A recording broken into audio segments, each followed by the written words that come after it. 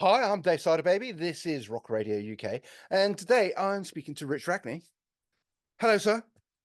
Hello, how you doing, How? man? Oh, I'm okay. You're looking well. You're looking chilled. Oh, thank you, man. Yeah, just in between these awesome little this press junket that I'm on, for the new album, and being a chauffeur for my son, to explorers and back and stuff. I thought I could shoehorn a fantastic little conversation in with somebody as well respected and well liked as yourself, Somebody else here. Well, just you, buddy, just Oh, you. okay, okay, okay. I really, I suppose I've got to start with an apology. Well, what's that? Oh no. Are you, I bet you I know where you're going with this. Are you going with the fact that you were you the Tyrannosaurus Rex I, or I was a Tyrannosaurus Rex. Yeah. I got to tell you something, okay? Yep. Uh, okay, I'm going to say this for the people out in the Rock Radio UK land here and stuff. I know what he's going to say, Dave. Here, he's going to say, "We played this festival called what was it called again? Call of the The Wild. Called the Wild Festival, which is a Yeah. fantastic festival. Raz, the guy who runs it, great guy. Um, Sorry, I just had a little tongue tie there. But Yeah. when we were on stage for a few songs, I noticed that there was like a couple of dinosaurs having a fight in the audience, and then it turns out to be this Mm, gentleman right over here, and he apologized for it once. But you have to understand, I think being being able to do what I do in the first place and play music and play these festivals or play whatever show I'm playing. I'm really, I don't want to be all, hashtag grateful on you here, but or a hippie, but I am grateful for those moments, And I got yeah. to tell you, and I'm one of those people that since I was a little kid, listening to records, I wanted to do those things. Now, I also love dinosaurs and Star Wars. So if I'm going to be in front of an audience that large, and I'm going to be playing for people, and we getting and everything was going great, and I see a Tyrannosaurus Rex kind of move in, I'm just thinking, man, 8-year-old Rich is, man, he's gonna shit when he finds out. you know, I really enjoyed it. So no apology necessary, pal. No apology necessary. I'll bring a lightsaber next time. Then we'll have to. I was going to say, if you could be fighting a giant tauntaun or something like that next time, or whatever, that Yeah. would be that would just tick all the boxes, and then I could just probably just stop playing altogether, And I was very conscious of the music. I mean, I've got to say, I was a little bit juiced up at the time. so are we, so are we, man. Do you And know? Do you know the digressions, man? Come on, dude. well, Come on. this was DK from Kicking Valentina. He'd been plying me with Wild Turkey just prior, Oh and yeah, good band too. Those guys, yeah, those yeah, guys don't have a good time. But and yeah, yeah. and it was a bit of a dare from Dave O'Hara as well. Bit Yeah. of a dare between us, and I did it. Oh man, well, yeah, I was bricking it, but it was all fun, and man, it is like, yeah, there's no reason. And now that we get to, say it, like you kind of thinking you need to apologize. Now when you write it in a message, yeah, you never can really tell, mm, like what the other person's thinking. Now man, that was the best. It was I funny. It was appreciate it. Thank you. yeah. It just added like, come on, man. We were up there for like 45 minutes or something like that, and it was a great show. And it's like, but really, okay, listen. Um, I'm one of those people that love music. I Mm, think of music as moments to begin with. yes. Somebody writes a song on their own. That's a moment. They share it with their band. That's a moment shared. That song gets recorded. Those are all experiences that then the listener has their own moments to. And live shows are the same thing for me. They're moments.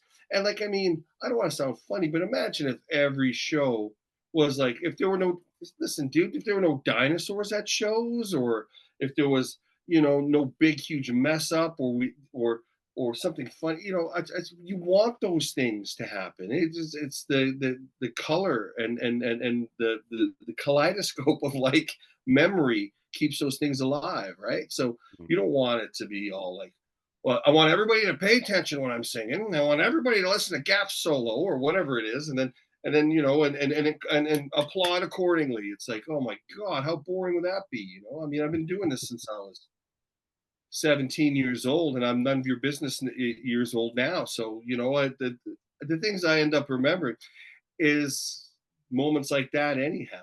Yeah. So I, I'm happy that it happened. So anyway. I mean, talking of moments, we'll get to the album shortly. Talking of moments, on the social medias, I follow you on Facebook, and you're doing 20 albums without any kind of explanation, and you put Mob Rules there. I'm doing what? Did you put you're placing albums up that have marked a point in your life history? Oh, yeah. Well, I'm doing that because it's one of those Facebook things, I guess, Yeah. social media things that a good friend of mine, James Sherry, who's like in Desperate Measures and and stuff. He's been a drummer in a lot of great punk bands, and he's a really good friend. And he's seriously one guy. His energy is, man, that guy, what he does for a living, he works in the music industry, Mm. and he always wanted to. He's one of those guys that taught me a lesson when I got to know him. He's so full of joy with what he loves to do. It reminds you to remember to have fun. You know Yeah. what I mean? I mean, it's hard work, but you got to have fun doing it. And he's definitely one of those people that that remind me of that. And anyway, he had one of those things. Name 20 albums that Mm. you helped shape your musical kind of tastes, and just put the cover up. And this is the hardest part for me. Don't explain why. Don't shoot your mouth off for 45 minutes, and just put it up. And and it's fun because James always gets involved in the comments, going, like, I put up Frankenchrist by Dead Kennedys, Yeah. because I mean, fresh fruit and give me convenience and all that stuff. Everybody, yeah. I mean, I love those. Well, man, when I first heard the intro riff to "Soup is Good Food," and all that stuff, I just remember being a kid and going, "Oh, I want to play guitar like that. How do you do that?" Yeah. And it was so exciting, and the lyrics were always amazing. And I just love that album cover, with the Shriners with the stupid hats and the little cars. Everything about that album, and it doesn't have any other hits. It's got like Jockorama and stuff like that, MTV Get Off the Air and stuff. And that album to me was like, they had Holiday in Cambodia, and they had these, California Uber and stuff. They had these amazing, almost like, I mean, I think Holiday in Cambodia is like it's a masterpiece. The Mm. guitar changes all the time, but the theme is there. It's such a great song. What it's saying is an amazing thing. But you know, that album just seemed to be them really opening up and experimenting and having fun, and it was just like it really showed how much they cared about not caring. You know what I mean? If that makes any sense. That you Yeah, have to it care. does. Listen, you listeners out there, it's like they always say, I don't want to be boring or whatever. And then the old man here, like saying, you first got to learn the rules to break them. Now, that's not necessarily true. I think you have to be aware of certain things out there in the world. You have to experience certain things to be able to have that kind of thing. You have to care enough to not care. Yeah. You have to put yourself out there. It's a challenging thing being any kind of artist or anything you're doing. If you're a writer or you're just getting up, whatever you're doing for work, to do it in the best possible way you can, and even have it, again, grab some joy out of this life. You got to do it in a way where you kind of don't care about certain, you know, parameters and Yeah. certain things that people kind of instill and try to push upon you. But you've got to care a lot about life and life to want to do that and make your environment a little bit better. So I mean, yeah. So that album, that's a perfect example of that for me. And I mean, Black Sabbath, Mob Rules. I mean, you listen to that last Digressions album, and Yeah. there's a song, One Last Thing to Prove. And I just remember a good friend of mine, Phil Roadkill, who's a great DJ, and he'll probably be watching this, but he was like, no, it just went over everybody's head, and there's that rhythm, that da da da da da da, and it was like nobody ever said anything about it. I wrote this song, and it was like, So you like Mob Rules, did you, Rags? And as the song was playing, and I was like, thank God. I almost felt relieved, you know. Yeah. Thank God somebody got that nod, you know. But yeah, Uh, it's a fun thing to do, and it makes you think. It makes you think about all the stuff that excited you about music, and yeah. hopefully keeps you excited now. You know. So. Well, this is what I was sort of alluding to. I mean, those moments in time, like the dinosaur and the crowd and things like that, Mhm. they're all moments in time. And I think albums themselves, like Mob Rules, for me as well, Mob Rules is one of my favorite albums. And it marks a moment in time, a little section of history that, Mhm. yeah, not necessarily a classic album, but a classic album to your own heart, even if, Yeah, that's a perfect way of putting it, man. Like, Mob Rules has everything to do with the songs. Like, I remember learning how to play the first song I learned, "Country Girl," love it. that Yeah. riff. I remember Yeah. learn that riff because it was so dark, that song, and just I was and Ronnie's voice is so amazing. But the main thing was, I saw this kid at school come to school. He used two T-shirts. He used to wear rock T-shirts all the time. He always had the coolest ones, Mm. and this will betray my age. Everybody knows I'm an old prick anyway. Oops, sorry. But he's like this guy Ray. He was this Filipino dude who was about 6'3" in grade 8. You know, and he had like the Jerry curl, kind of like his hair always was shining and greasy, and he was just awesome. This dude, Yeah. always wearing sunglasses, like the mirrored sunglasses, always. And the first one was Purgatory by Iron Maiden. This I just remember he came to school and I was just like, oh my God, that's amazing. Like, what the hell? I just remember going to buy Killers immediately. Yeah. Same thing. Come on, how did you feel seeing that Mob Rules album cover as a kid? Didn't you just go, oh, what in the world is this going to sound like? Yeah. It And was that like, album did not what happened? disappoint.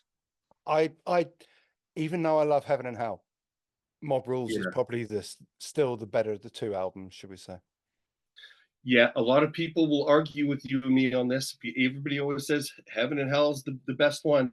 Mm, But I think, like, just to get back to what you said, in our hearts, to us, Mob Rules is a better record. I yeah. think it is. I think it sounds dirtier too, Yes. doesn't it? Yeah. You know, it sounds dirtier and just icky, and it sounds like the album cover. It's strangely, and again, and it's the one thing that I think is my favorite things about music and my favorite kinds of songwriters is when they got Ryan James Dio in, Mm, it wasn't like a one trick pony, or it wasn't like a one note mood. Man, those are really dark feelings, but he would make you feel in those choruses and stuff. He would really bring you up, like yeah. elevate you. And that's the thing. I love that kind of thing where the juxtaposition of, because that's what life is, like the juxtaposition of that dark and light stuff. And he made that album sound like that. And it's my favorite kind of music where you turn a corner. It's like, like the new album, one of the themes, I do this, I'm a real nerd. I did put a whiteboard up and I get what Okay. the theme is going to be, what the songs are going to be, I love doing it, like the track listing and stuff. One quote was black and white cinema, Russian color chorus. And I thought that that's what, yeah, and I tried to stick with that, with how I recorded it technically, Mm, and even and you once you start to have that as your mantra, you forget about it and you start to create in a way that is second nature to where you are in that moment of your life, and that is the snapshot. Because it's hard to take a big snapshot. It takes time to write songs, it takes time to record them, they grow and stuff. But if you can look at the frame of the time frame, mm, and you have that instilled within you, you can creatively create that way, I think. And when you're taking a turn where you don't feel that's right for this record. I've got so many songs like stuck in the back already that wasn't good, not good enough for this record, but wasn't this record. It'll be on the next one or something like that. yeah. I mean, it is, well, it's called You Can Get Dark With Me. I mean, was that Yeah. the working title from the start? Was that your initial pitch, shall we One say, of for the the entire album?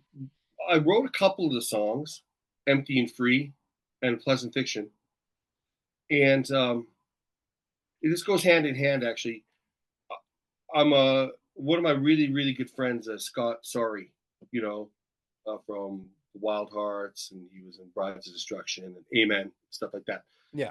He's a really good friend of mine, and we have a lot of things in common with personal life stuff in common. Okay, to Mm. be respectful of it all.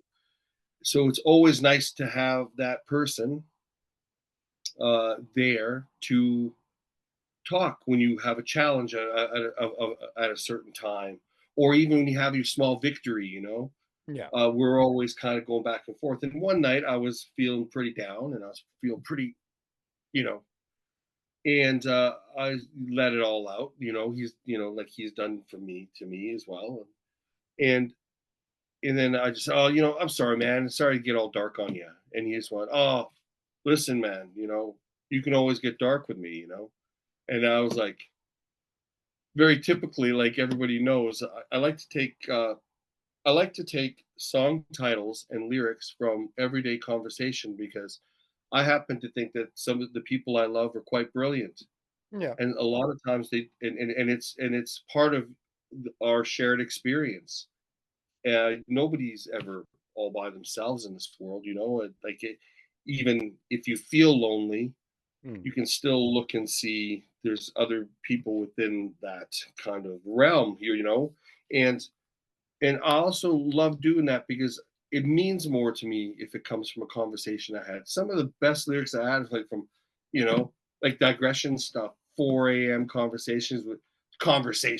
I mean, we got the music blasting. It's me and Gaff and Kit, and everybody's had a few, and As you do. somebody says something. And they're used to me go, everybody I've ever been in a band, role models, loyalties, everything. It's like, what'd you just say? It's that typical, oh God, here we go. Rags is going to write a song about this now. So I asked him, I was like, not only did that make me feel a hell of a lot better that you said that, buddy, but Mm. you mind if I write that song? And he was like, you better write that song. So when I did, that song in particular, lyrics is a different way. I've never written a song just like that, where I don't know, I don't want to get into the lyrics now or anything like that, but No. I felt like I was stretching out, but simplifying, deconstructing to make something bigger. Very that song is so to the point of what it means that it felt like I always like to have a lyric here and there. I kind of like, believe it or not, I really like Michael Stipe a lot. Where Yeah. he had like a lot of great lyrics, but it'd be like, what does he mean by that line though? Or Paul Westerberg, he'd be really conversational, but he'd have that killer line in the song, Yeah, that man. just made you go, oh. And this song just seemed to be, well, this is what I'm thinking, and that's that. And I was scared. I was scared to put this record out for a lot of reasons, but some of the nervous, not scared, but Yeah. because regardless of what you say or Mm. what anybody says, not caring or caring to not care or whatever that circle is, you do want to be part of that conversation. It's what I dreamt of since I was a kid. That big conversation of listening to records and sharing your experiences, and then going out and playing and just resharing. So the music is the most beautiful strength, invisible strength that I think a lot of us have, and Yes. it's like such a lovely thing to be part of. And then so I just didn't. I wanted to honor that. And so when you do that, you want to do good. So I get nervous. Did I do Yeah. good? I hope I did good for somebody, and that's all you can really do. I mean, if a song like that just strikes a chord in one person's heart, then it's just worth it. It's just so Yeah. worth it. Oh Um, yeah. okay, let's talk about a few of the others. I've got my notes here on another screen. Sierra Bonta. Is it? Yeah, sorry, I should put Oh, my Sierra glasses on. Bonita. Yeah. Bonita, yeah. Beautiful mountain, I believe. Okay, just tell me about that because that's one of my favorite songs there, along with The Great Nothing as Oh, well. really? Yeah. Okay, well, there's a friend of mine from Los Angeles. So that's she was born in California, Yeah. Los Angeles, and her father had some substance abuse issues, and he was gone very early, and she's had her the her family that she grew up in was fantastic, Mm. and but there's always that bit of wanting to reconnect with that person. She shared about that, and it was hard for her. She tried, you see, Mm. and then it didn't work out in the end, but she tried. And that song was just me trying to. I wrote it for her and I sent it to her. I said, "Hey, I hope you don't mind, but your strength of you reaching out that way and actually being quite understanding to that man. You know Mm. what I mean? Really understanding the strength that she exhibited in the whole thing. I just, again, wanted to simply come up with some lyrics, and that's where it came from. And then I realized how the whole idea of Sierra Bonita is a little is a funny little. It's a place where some people live. It's a in Los Angeles. It's a kind of a Yeah. run down kind of place. But I just like the juxtaposition of that and what the words mean. You know, the whole thing. I just can't seem to climb the Sierra Bonita. I just can never seem to reach you, no matter how many times. And that Sierra Bonita is said with a bit of darkness and a bit of, oh yeah, you're beautiful fucking mountain, if you know what I mean. Yeah. And I felt like I want to write it in a way that it could be more universal, where it could, but that song, that's where that comes from, is me wanting to honor, I think, one of my friends' experiences with something that was really hard and something I really looked up to. There's a strength, and then it just kind of also, it's just one of those things about, okay, you have a friend, you have a family member, you don't talk anymore. Mm. You, that's happened to me and stuff. Yeah, and the whole idea is of sharing. I cried. I guess that bores you, but you keep reaching out. Sometimes they reach out, and you can't have them in your life, and it Yeah. becomes this. Now, life's a circus sometimes, isn't it? But the point is, it's the trying that counts, and sometimes you can steal moments, and those moments are more important. You may never have a lasting relationship, but again, you can have moments. This is a theme of the album as well. Is like capturing moments and honoring them. And that's kind of like, see, in the end, of course, like in the end, I don't mind. And you see, I stole that for you. You know what I mean? I did some, Yeah. even that kind of cheeky. Look, I did something bad here. Look, I stole this for you. Stole this moment for you. Whether or not you appreciate how I went, how I kind of put myself out there, that's up to you. But there's still some kind of love maybe there. So that's what that song is kind of coming from. Okay. Um, I mean, I listened to the album all the way through. I mean, was it 32 minutes, 33 minutes, something like that. It's Hmm. quite a well thought out length, and each Hmm. song doesn't overstate the mark, shall we say?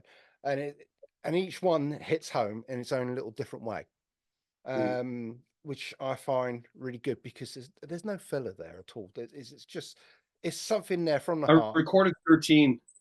I Yeah, recorded 13, and thank you. Sorry. sorry. Yeah. um, But I recorded 13, and I think there's a little bit of a lag here. That's why you keep going. okay, no, no, no, You want me okay, to say? right. Well, no. I mean, there's a little bit of you in each of those songs. I found just from listening to it and not Hmm. knowing you personally at all. So it's a very personal album to me, just as a casual listener. I mean, was that the intention? Well, you know what? You just answered the question for me. You just made me feel like $1,000,000. You just said each song had a little bit of you in it. Mm, That each song had a little bit of you in it, and I don't even know you. So that's fuck. Thank you. I know it sounds like a stupid thing to say, but that means a lot. That if you you know you mean that, that's that's what that's about. Is like yeah, I wanted to open up a bit, but I also didn't want to, you know, again, I want to honor moments and loved ones mm, and things like, tragic celebration that comes from my good friend Roger Segal, who was murdered in Philadelphia, right. last year. And, he was in Scott Sorry's band. He was in the Sorry and Sinatras and stuff. And, you know, uh, Worth is basically a song for, believe it or not, the digressions, and pretty much everybody I've ever been in a band with, Okay. you know, what is it? Through ages of tears, poets dreamt of dying for love, but somehow over the years, it seems like we're the lucky ones. Like we get to die for it. You know what I mean? And our hearts beat fast in every piss-stained room, in every drunk face to the last, where we will search and bloom into something beautiful. That to me. I was like, I just want everybody to know that I remember them, and I hope they remember me, and and hope they remember those moments, and because they've all been very special. So and so you write your 3 minute pop song or whatever you want to call that. Whatever I do, I don't know. Pop music means popular, so Mm. I'm not sure if I can use that word. But you write your 3 minute song and you do your best, and that's Mm. paintbrush that it's a paintbrush that fell into my lap. So, but that's for instance with that song's but what the album's about. So you saying that uh, also is a bit of me. You've met a lot of my friends now through those Yeah. songs. Yeah. You know, my I'll just be respectful, not say the names of, for instance, the woman I'm talking about, and her dad and stuff, but they're really close friends, and and you can get a lot of strength from those hard times, and you can even write a song and go on stage and sweat and laugh and dance around because of it. Isn't Yeah. that weird? It is weird. It's a very effective therapy as well, isn't it? Writing it Yeah, you bet it is, buddy. out. Yeah. Whammo, as they say. Okay. If you were to pick one song that says, listen to this, which song Oh, off that album would it be? like a song that encapsulates it, that Yeah. kind of, Yeah. or a flag bearer for it, or my favorite song kind of thing. Pick your favorite song. Or I want it even for the song and stuff. It's very simple quarterly, but that's boring. Geez, I sound like I was in King Crimson, Dave. I don't want to do that to you, man. Sorry. Just you talk technically about a song. Um, I would say the opening track, Mm, "Empty and Free."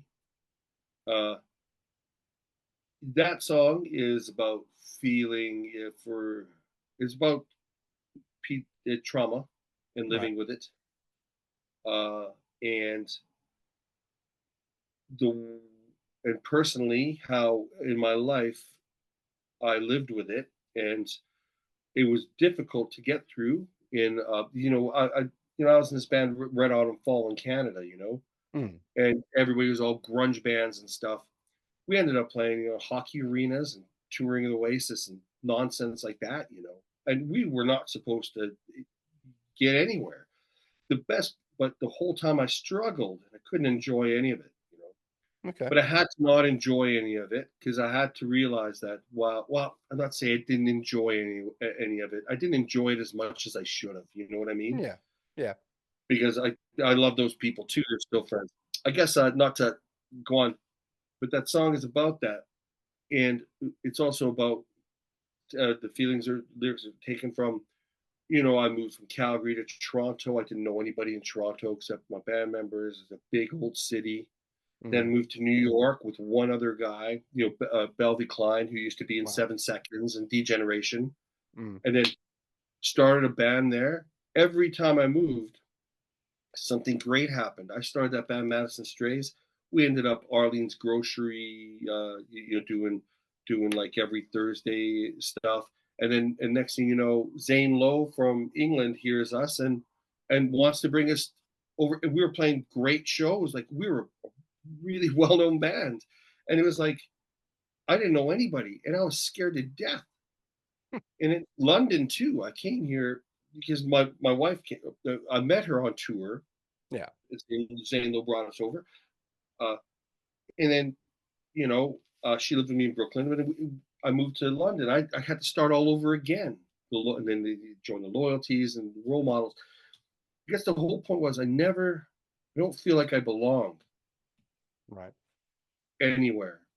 And I found that instead of that being a crutch Mm. or a thing, it's a strength because it helps me remember to be respectful of where I am because it's not mine. So I have to be respectful of where I am. I got to work hard. I'm gonna mess around. Everybody knows. Everybody's had a drink with me out there. Whoever's watching this, I'm sure. What I'm saying, what I'm saying is, you got to work and respect the people you're with. Respect just your place in it all. But my thing is, like, I just don't belong anywhere. Like, I live in England. I love it. I love living in the UK. My family's here. You don't Mm. know how. I'm just so lucky to. My kids are wonderful and inspiring to me. But I'll tell you, man. Like, I still feel like I'm on vacation, man. I don't belong here. This is my voice, everything. I still feel like I could be going back home to Calgary in a minute, like, I don't Yeah. know, even that, I don't belong there either anymore. And so, having said that, empty and free, washed over me and bloom blood red, the dreaming's for free, and that's what she said. Um, it's like a shotgun in your face you don't scream about, right? Empty and free. It's like shotgun in your face that you don't scream. It's like I this is this trauma or this anxiety I'm feeling, but uh, weirdly, it frees you up because it's the uh, it's the ultimate. Why the fuck not? Why shouldn't I just go and do what I live and try to be who find joy and find something creative and constructive in my life? You know, it also comes from a moment, when I changed a couple of lyrics, but my father-in-law passed away, and Right. I remember him asking me, "What's it all for, son?" Mm. And I just it just hit me as like everybody's always looking for the meaning of life, right? And I just thought, I guess just leaving this place a little better than you found it, you know. And he looked at me and he was like, I said, look, that guy, he worked on like Birmingham New Street when they had to rebuild it and stuff, Right. from and he's got these, my wife and her sister, wonderful family and daughters and stuff. It's like, just look around the room, look at everything you've done. You did that. You made this place better than you found it. And he was like, oh, thanks, son. And that means a lot. And I think that's what that song's about. Just empty, just like some of the things that you're scared about can actually free you up a bit to take bigger chances, because why not? And also, lovely, I recorded it just like the rest of the album. I recorded most of it at home. Okay. All the guitars you hear are like acoustic guitars. A lot of them, 80% of the guitars is acoustic guitars recorded in my bathroom, then taken Okay. like Street Fighting Man, the Rolling Yep. Stones, Yep. and just manipulated to sound different. So that's why nothing sounds like the guitar sound. I'm really happy with the guitar sound.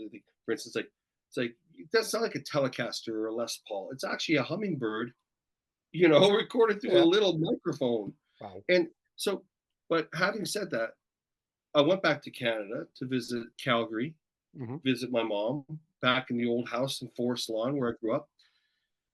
And I reconnected with my old friend Russ Broom, who's like now we used to play. We knew each other from back in the day, the Calgary music scene growing up. He was always an amazing guitar player, and he's now this producer, won Juno Awards, Canadian Country Music Awards and stuff. And he's like, let's do something. And then he messed around with You Can Get Dark with Me, Okay. and he added this beautiful kind of stuff. And then when I was there, we did it together. We just went into the room. Sierra Bonita is all recorded. Besides the keyboards that I did at home, we Right. wiped everything clean. We recorded that in 2 hours. Wow.